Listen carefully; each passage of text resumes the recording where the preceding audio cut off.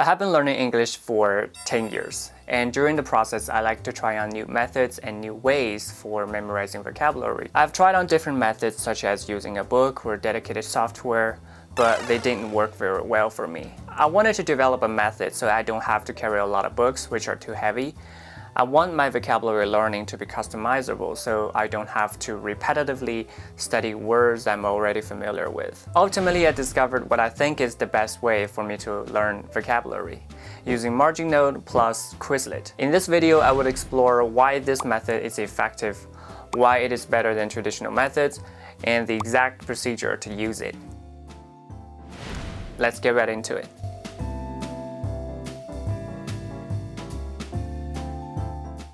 First off, why are these two software utilities, when combined with each other, so powerful and better than traditional ways of memorizing words?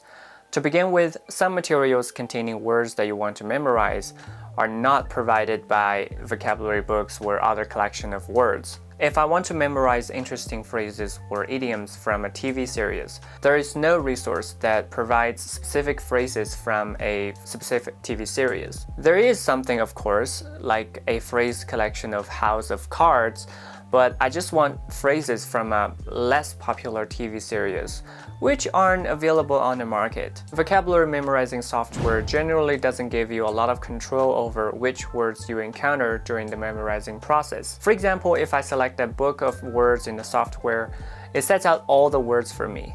As I scroll through the software day by day, I may encounter words that I'm already familiar with. Even though I know this word already, the software repeatedly asks me to learn it, memorize it, and review it. The thing is, I only want to save my effort by quickly indexing the words that I don't know and need to memorize. Perhaps most important reason I don't want to use traditional methods, I believe the best way to learn vocabulary is by reviewing words you've already encountered during reading. When you come across these words in certain contexts, you gain a better understanding of their meaning. After collecting these words into your personal collection, you can use software or apps for memorization. The process of learning a word should start with encountering it in a book or magazine. If you don't know the word, mark it for review. Traditionally, you would copy these words into a notebook. However, I prefer to make this process digital. I don't like carrying a lot of books, and they don't provide me with constant access. Instead, if I keep these words on my phone, I can review them anytime I want, making the learning process more convenient. There are three main types of materials I use for memorizing vocabulary. Exam-specific vocabulary collections. These are collections of words that frequently appeared in certain exams like IELTS and TOEFL and CET4 and CET6. Studying these materials is crucial for passing important exams, especially for those college students. Books of my interests. I typically read non-fiction books to improve my English. Unlike fiction, which I read for entertainment, I put non-fiction books into MarginNote so I can obtain knowledge while collecting words that I don't know in an easy manner. MarginNote also helps me organize the whole logic structure of a non-fiction book, making the understanding and learning process more efficient. Magazine or journal passages. For English major or those who take on major English tasks, it is often recommended to read magazine passages, which we call intense reading. You need to make sure that you thoroughly understand each line and at least 90% of the words in the passage.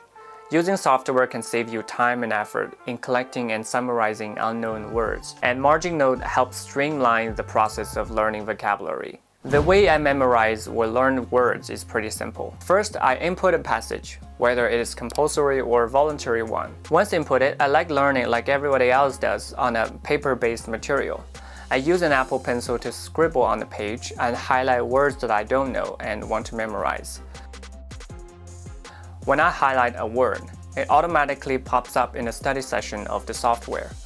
I use different colors to classify these words, such as words that are important for a test or words just are less important that I just want to get to know. Besides words, I also highlight phrases and sentences to display in a mind map. After going through a whole passage, I turn off the page and switch to the study section for learning. I carefully look up these words in a dictionary and type the definition or explanations as the words common. Each box in the study section has a title, which is the word itself, and a comment, which is the definition. The definition is fully customizable and free. You can also choose to show only the title of each box. This way, you can think about the word's meaning or context when studying. If you can't remember the word, just tap on it and the page will automatically jump to its original location in the text. This allows you to read the passage again to better understand and memorize the word. The last step of the study session is to output boxes of vocabulary to Quizlet for further review. To do this, select specific words and tap on to export option. I prefer to export to a Word document. I open the file and here is the exported document. I will save and edit it to a format that Quizlet recognizes. Next, I will transfer the document to my laptop.